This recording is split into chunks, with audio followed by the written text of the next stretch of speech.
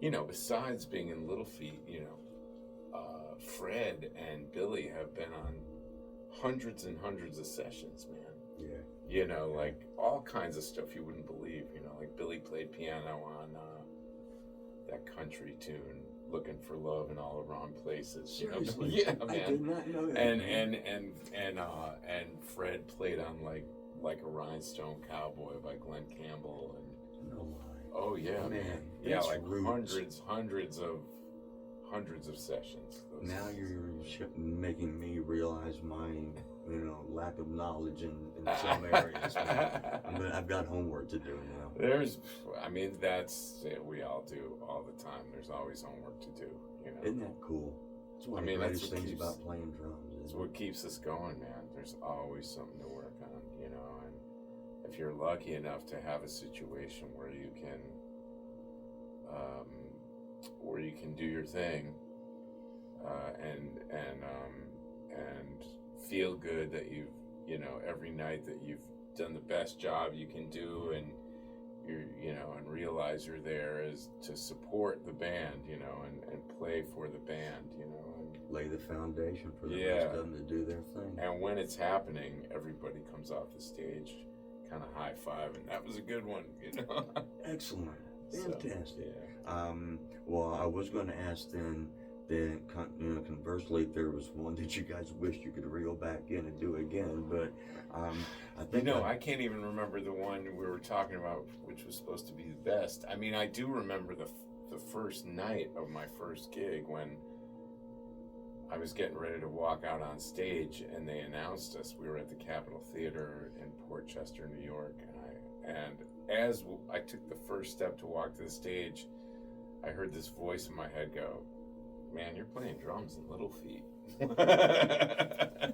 And I had a little I made it. I'm home. A little like, whoa, what the hell's going on here? But in terms of a worst one, I feel like there's always one or two gigs on every run where you're like, that wasn't really our best, or could have done that better, and there might even be one tune every night that you think back, I could have played that differently, or could have played it better, but hopefully that inspires you to go back and boxers and football players and basketball players, that they all watch the videos after the games, and that's what you have to do. You have to go back and say, man, that was not happening, or I can adjust the feel this way, or watch my dynamics on this thing, so. Yeah, that's totally, that just, to me, is eye-opening good stuff. I'm just happy for you. I'm proud that you are getting to do this. Yeah. You seem like a great guy. I appreciate your support. No, are you kidding? It's an encouragement. Are you kidding, man? We were just off the charts happy as soon as we found out that we were going to be able to do this. Oh, man, so, fantastic. You're going to have some acoustic in your set, apparently. Right, we just started on this run doing a little acoustic segment in the middle, and just taking some of the tunes and putting them in a context of acoustic guitar and mandolin, and I have a little tiny kit out front, with a kick and a snare. I actually have this. It's a round badge Gretsch from the '60s, a 16-inch bass drum. It used to be a floor tom, and I had it converted into a bass drum. There you go. And it sounds fantastic for what we're doing, Really? So, yeah. I was going to ask you what you might be doing when you went acoustic, because obviously you've got some other holes that get filled quite easily with percussion. Oh yeah, yeah. It seems quite. Yeah. So and the acoustic thing has been going over really well. People seem to dig it. So super. I saw a little bit of the set list, and it looks like Willing's part of that. And you got to do that one every night, man. That's for sure. Does it ever get tired? Not for me. And if there ever is a night where I come off the stage and I'm like, man, I'm real tired tonight, I look around at those guys who've been playing these songs for over 50 years, some of them, and they never get tired. So they still bring it, don't they? They still bring it, and they show up to play every night. Man, that's excellent. Yeah. Well, as drummers, we're all going to want to know a bit about what you play. What kind of kit is your favorite right now? The most recent kit that I've been playing is a brand new Ludwig classic maple kit, 22-inch kick.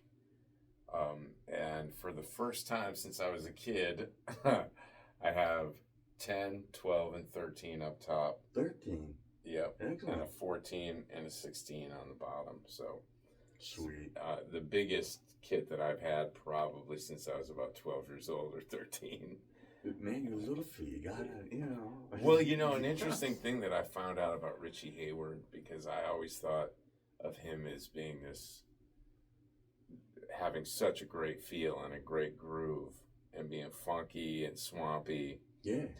But come to find out, one of his favorite drummers of all time was Keith Moon. So that's pretty radical. And if you stuff, think about it, and you listen to some of his live, some stuff of him playing live, you can hear him going for it, all over the place, kind of like Moon, Yeah. That's cool. So it's inspired me, and Richie's sound, I definitely try to incorporate, the parts that he played and some of the sounds that he would use when he would play, just to really stay true to the legacy of the music, Well, thank you so much. And try and have fun while I'm doing it too, and thankfully the guys have been so supportive the whole time and so encouraging and really encourage me to have as much fun as I can, and play the music on as high a level as I can every night. So fantastic, man. Well, you know what, they're better off to have you there. We truly enjoy the style. Oh, yeah. And just looking forward to the show tonight. I know Yes. a lot of other people are too. That kind of brings us, I guess, maybe to the last question. Then, Tony, what's next for you, man? After the tour and. Well, we have plenty of dates booked through the end of the year. They're already starting to book for next year. Wow, excellent. I'm also still a part of the Helm Family Ramble Band, okay. which is the tradition that's happening at Levon Helm's house in Woodstock, New York. Wow. And that's been really fantastic. And I've been playing more of my own jazz gigs in New York City, which has been really exciting. Fantastic. To go back to playing some of that music, which I can now really play with a certain amount of enjoyment that I think trying to play jazz in New York can be really daunting. It's home to some of the greatest players around. Yeah. And I feel like I can really play that music and feel at home and just enjoy being in the moment when I play those gigs now. And I can call old friends of mine and have a good time playing some music. So, is there any chance we're going to get a live album out of all these sessions and stuff? Out of Feet? Yeah. Not that I know of. Possibly. The thing is, sure use another one, Tony. I mean, they made one of the greatest live albums of all time with Waiting for Columbus. So yes, they did. Sometimes it's better to leave while you're on leave top. things at the top of the mountain. But makes good sense. Yeah. Well, hey, I know that you've got to get out there and do your thing with the band, and we're just. Folks, we're incredibly honored that Tony would take the time to visit with us today.